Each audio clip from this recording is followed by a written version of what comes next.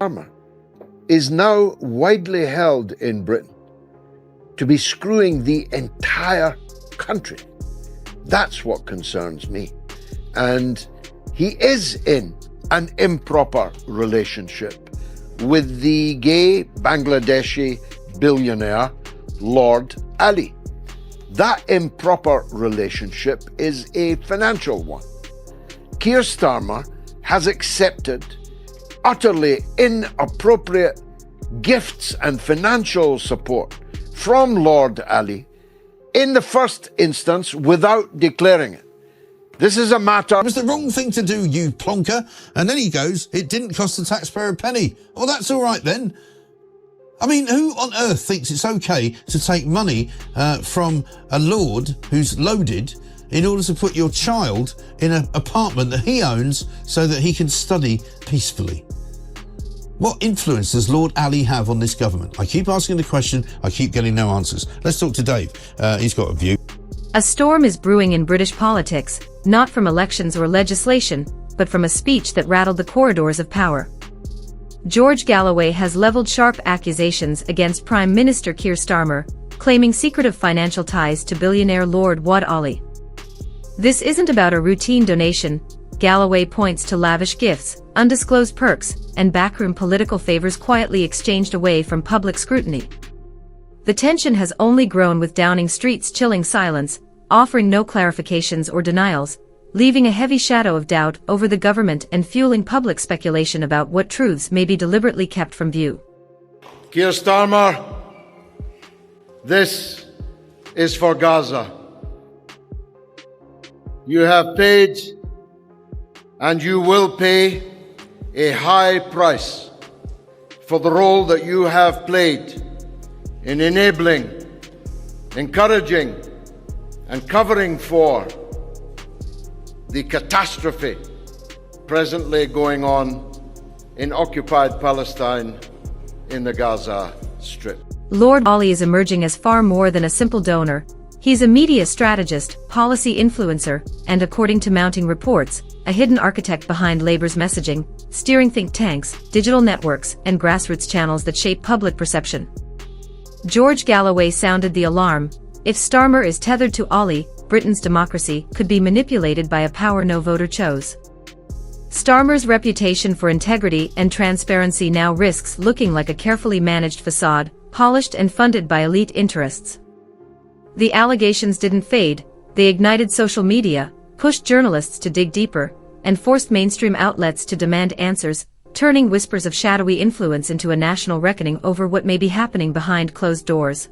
Matter of fact, he delayed as long as he could, and then beyond that which was acceptable to the parliamentary authorities, the depth, and I mean real depth, of his financial relationship with Lord Ali. No British Prime Minister has ever allowed a billionaire to buy his clothes, buy his glasses, buy his wife's clothes, put him up in a multi-million-pound penthouse apartment in Soho in London. No British Prime Minister has ever had the kind of financial relationship with the billionaire Lord Ali that Keir... Inside Labour, tension is mounting as MPs admit privately they've been kept in the dark, some demanding explanations, others quietly scrutinising communications and donation records, bracing for further damaging revelations. What began as a fleeting controversy is hardening into a full-blown crisis, and Starmer's persistent silence only fans the flames. Once seen as a symbol of unity and readiness for power, Labour now looks fractured and uncertain, struggling to manage the fallout. The matter has shifted from influence to credibility. Voters aren't asking if something is amiss, they're asking how deep the problem runs. And in the absence of clarity, suspicion rushes in to fill every gap. Breaking news for you. As if you thought the gravy train had hit the buffers. Well, it hasn't, ladies and gentlemen. More revelations from Keir Starmer. This morning he admits that he took £20,000 in donations from Lord Ali for accommodation for his 16-year-old son to study, in his words, peacefully for his GCSE exams. I presume this means that's part of the £20,000 that was racked up for using the apartment that Lord Ali has, £18 million apartment apparently, in Covent Garden, a penthouse. Now, previously they said they used that for meetings. Previously they said Keir Starmer worked there on the night of the election. Previously they said that this was a place that he used to use for planning meetings during the election campaign. Now he's saying it was for his son to study peacefully for his GCSEs. Well, I don't know how much peaceful studying he was doing while they're all having a party on election night. Really? Seriously? Starmer said somebody offered me accommodation. Somebody? You mean Lord Ali offered me accommodation where we could do that, and I took it up, and it was the right thing to do. No, it wasn't. In Covent Garden, a penthouse has become a symbol of everything unraveling in Labour. What started as a meeting spot reportedly turned into an election night workspace, then a campaign planning hub, and now, implausibly, merely a quiet study space for Starmer's son. The explanation strains credibility, especially given reports of an election night celebration in the same location.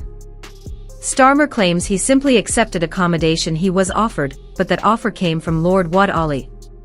The longer he avoids a clear, consistent account, the more his reputation for reform appears staged, polished, and carefully marketed rather than genuine. Galloway's challenge has cut deeper than anticipated, fueling suspicions that Labour's actions are being orchestrated not for the public, but for private advantage, exposing cracks in the party's image of transparency and integrity. This is not the story Labour wanted, yet it has become the story dominating headlines as long as Starmer continues to dodge the truth. The fallout promises to be sudden, relentless, and unavoidable, because most scandals only fade when evasion ends. But this feels different, systemic, exposing not a single misstep, but an entire political machine seemingly rigged, fueled by opaque donors, and steered by unseen hands beyond public scrutiny. Questions are multiplying: who finances them, who whispers strategy, and who pulls the strings? Starmer's silence risks turning into political self-destruction, as a spark escalates into a nationwide reckoning, shattering the image of calm, principled leadership and revealing a pattern of secrecy, elite influence, and donor-driven maneuvering. What Galloway highlights is not theory, it's a recognizable blueprint of power in the shadows. Strategic donations, quiet influence, and subtle media manipulation all seem to trace back to the same source, Lord Wad Ali and his entanglement with Labour's operations. The central question is no longer whether money changed hands, but what it secured: access, sway over decisions, editorial influence, or a voice in policymaking, and whether any of it was ever properly disclosed. If these alleged ties reach the Prime Minister's office, the stakes are enormous. From this point forward, every move Starmer makes, every speech, policy shift, or sudden strategic pivot, will be scrutinized for hidden agendas, filtered through suspicion. If a single unelected billionaire is shaping government behind the scenes, this stops being representative democracy and becomes theater, a performance with a script already bought, written, and staged. This is why the story refuses to fade. It taps into a core public fear that their voices no longer matter, that elections have become staged productions, and that leaders answer not to voters but to unseen power brokers writing checks in the shadows. Galloway's speech didn't just target Starmer, it pulled back the curtain on the entire performance, forcing the nation to ask the question no leader wants to hear: who are you really working for? If Lord Wad Ali's money helped pave the path to power, shaping campaign messaging, policy, or staffing, then Starmer's government may have been built not for the public, but to serve a private agenda, made more dangerous by cloaking it in respectability, professionalism, and moderation. Labour's voters were told to trust now feel hollow, as behind them sit elite interests in sharp suits, while Starmer seems to hope silence and patience will outlast scrutiny, a miscalculation of the public mood that may prove costly. This is no longer just a Westminster scandal, it has become a national crisis. Voters are furious, not only at the allegations but at the handling, silence, opacity, and refusal to engage have created a toxic mix that breeds suspicion and resentment. Even within Labour, the tension is palpable. Backbench MPs see that being kept in the dark, questioning whether they were ever more than faces for a movement that claimed to serve the public, but may have served other interests. If that discontent spreads, Starmer risks more than public support. He could lose his own party. Each day without clear answers erodes authority. What once seemed careful, methodical leadership now looks like calculated evasion. At a moment when the nation demands transparency, evasion reads as guilt. Silence isolates, and in politics, isolation is fatal. Starmer promised stability after chaos, reason over disorder, a clean slate for British politics. That promise now hangs by a thread, because public trust has shifted, and once broken, it rarely returns quietly, or on anyone's timetable.